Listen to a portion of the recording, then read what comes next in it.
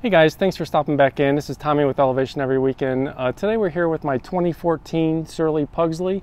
I've had it about 3 years now. I bought it used off of a friend. It was my first fat bike. In today's video, we're going to do a few things to this bike to try to cut some weight from it and liven it up a little bit. The bike is essentially stock. I've done a couple minor things to it. One was I did replace the stock lock-on grips with the ESI silicone grips. And then the only other thing I've done is I took all the stock bolts out of the frame and replace them with these black button heads, and that's mainly an aesthetic change.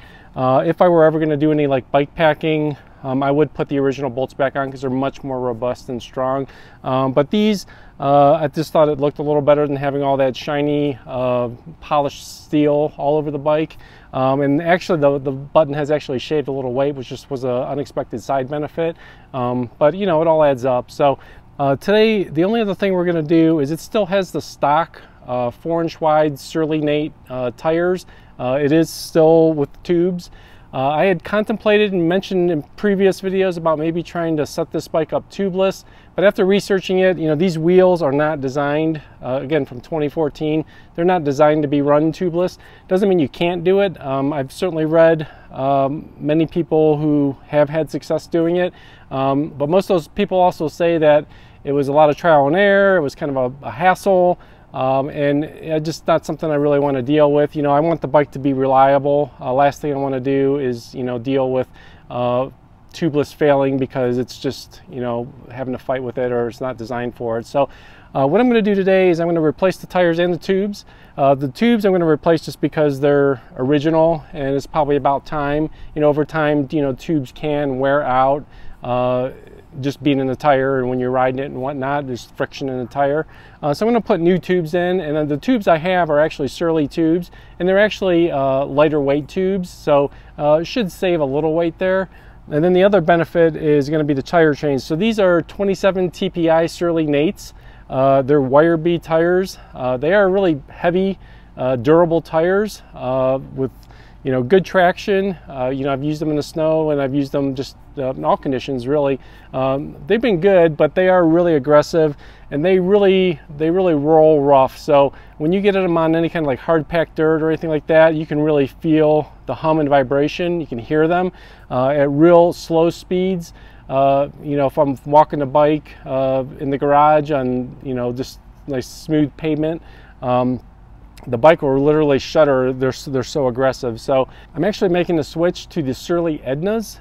They're actually slightly larger than these. So again, these are 4-inch wide tires. The Ednas are 4.3 inches, but they're actually lighter. And even though they're still fairly aggressive, you know, tread, they're not as aggressive as the Nates. At least that's my perception.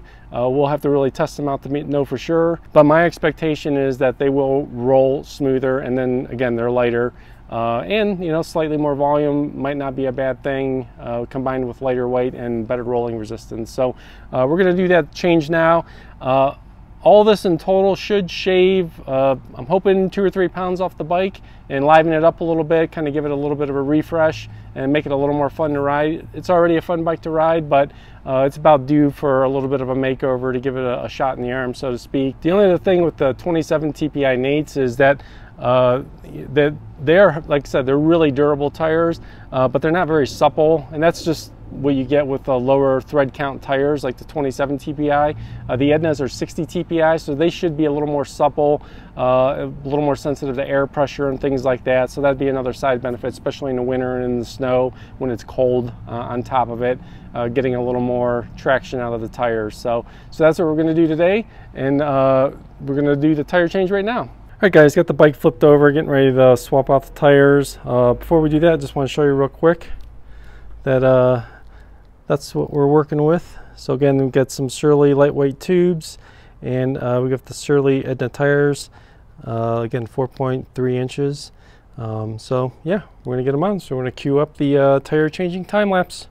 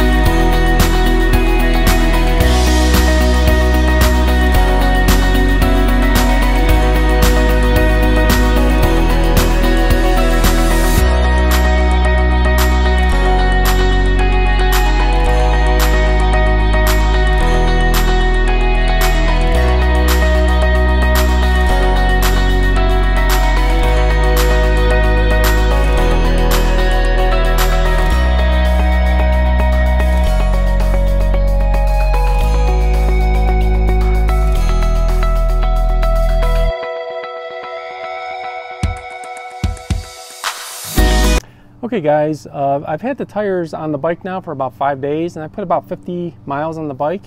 So I've definitely gotten a good sense of how it feels with the new tubes and tires. I can tell you this, everything that was done, so counting the grips, swapping out the bolts, tubes and tires, the bike lost a full 2 pounds in its overall weight, which is pretty significant. But the main difference is most of that weight loss is in the tires, is in that rotational weight.